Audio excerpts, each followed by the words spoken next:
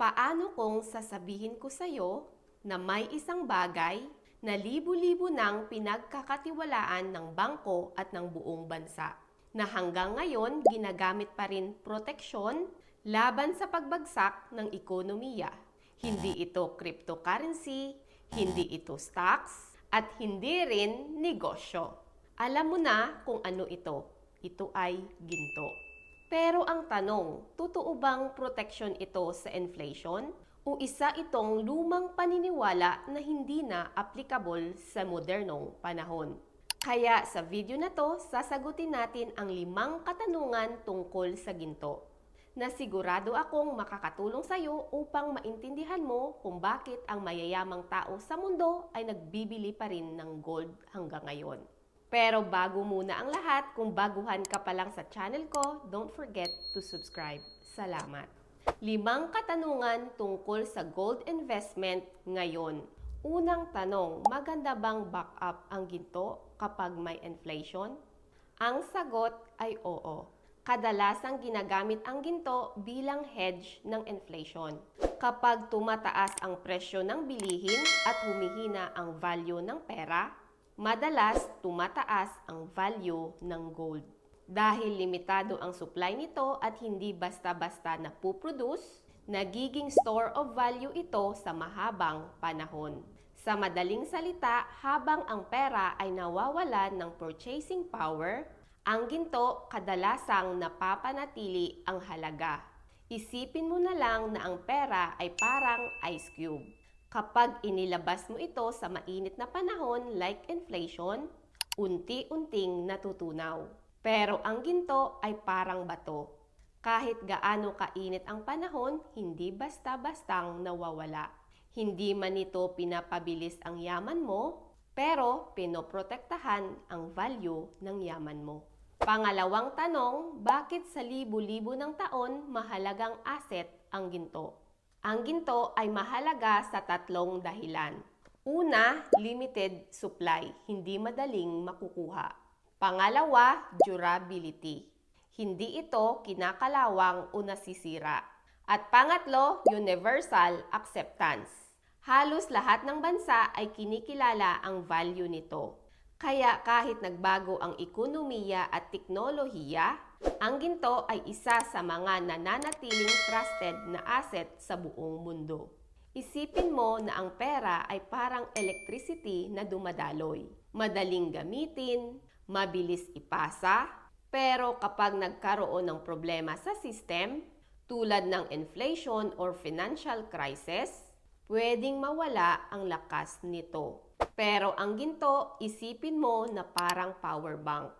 Kapag humina ang sistema ng pera o ekonomiya, may nakastore kang energy or value na pwede mong sandalan. Kaya kahit libu-libo ng taon ang lumipas, mula sa mga panahon ng sinaunang imperyo hanggang sa modernong teknolohiya, ang ginto ay nananatiling parang backup power ng yaman ng mundo. Hindi tulad ng cellphone na luluma, kotse na bumababa ang value, at pera na nawawalan ng buying power. Proceed na tayo sa pangatlong katanungan. Kailan hindi magandang investment ang ginto? Karamihan sa mga tao iniisip, kapag ginto ang investment mo, yayaman ka kaagad. Sa katunayan, may mga investor na mas malaki ang kita sa ibang investments.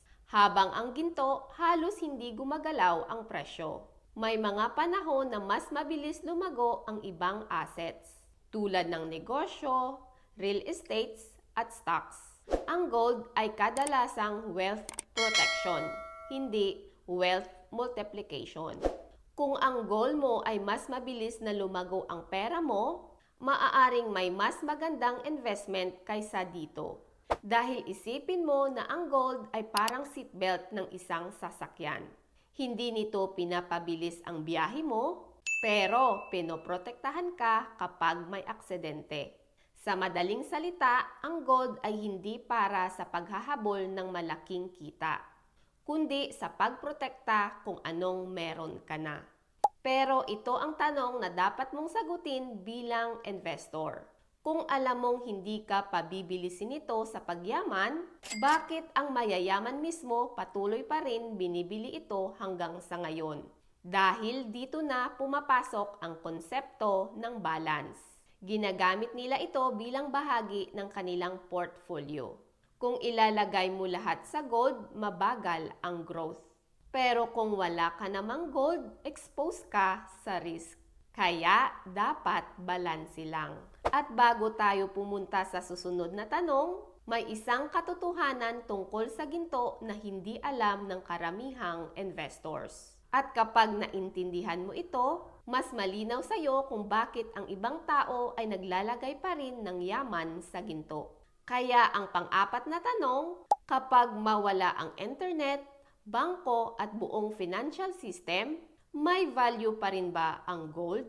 Sa isang mundo na walang internet, walang apps at walang bangko, ang tanong hindi na magkano ang pera mo, kundi anong hawak mo na may tunay na halaga. At dito mo malalaman kung bakit ang ginto ay tinatawag na last man standing na asset. Kapag bumagsak ang financial system kahit pansamantala, ang mga bagay tulad ng digital money, online banks o stocks, maaaring maging mahina o hindi accessible. Pero ang gold ay physical, hindi dependent sa system, at globally recognized ang value. Kaya sa panahon ng matinding krisis, ito ay nagiging alternative. Store of value na hindi umaasa sa technology or institutions. Hindi ibig sabihin na mawawala ang system permanently. Pero pinapakita na ang gold ay isang ultimate fallback asset. At ang huling katanungan, maganda ba ang gold kaysa sa cash for long term? Kung bibigyan ka ng dalawang choice, 10,000 pesos na cash ngayon or 10,000 worth of gold na itatago mo for 20 years. Alin kaya ang mas valuable sa hinaharap? Sa unang tingin, pareho lang ang kanilang halaga. Pero sa mundo ng economics at inflation, hindi lahat ng pera ay pareho ang value in the future. Kaya ang tanong, sa long term, alin ang mas matibay? Pera o ginto? Sa long term, ang cash ay nawawalan ng value dahil sa inflation. Pero hindi ibig sabihin na lahat ng pera ay gawin mong ginto. Ang tamang approach ay diversification. May cash, may investments, at may assets tulad ng ginto. Dahil ang paghawak ng pera lang ay parang paglalagay ng itlog sa isang basket. Kapag nahulog ang basket like inflation, lahat ng itlog ay basag. Pero kung may ginto, may stocks or may negosyo ka, para kang may maraming basket. Kapag may nabasag, may natitira pa. At bago natin tapusin ang video na to, kung ikaw ang tatanungin, pipiliin mo ba ang asset na mas mabilis kang yayaman o assets na siguradong hindi ka babagsak? Comment mo nga sa baba, growth or security. At kung may natutunan ka, don't forget to like, share, and subscribe. Also, hit the notification bell para palagi kang updated sa aking channel. Again, this is Beverly Jones. Always remember to believe in yourself. Maraming salamat po.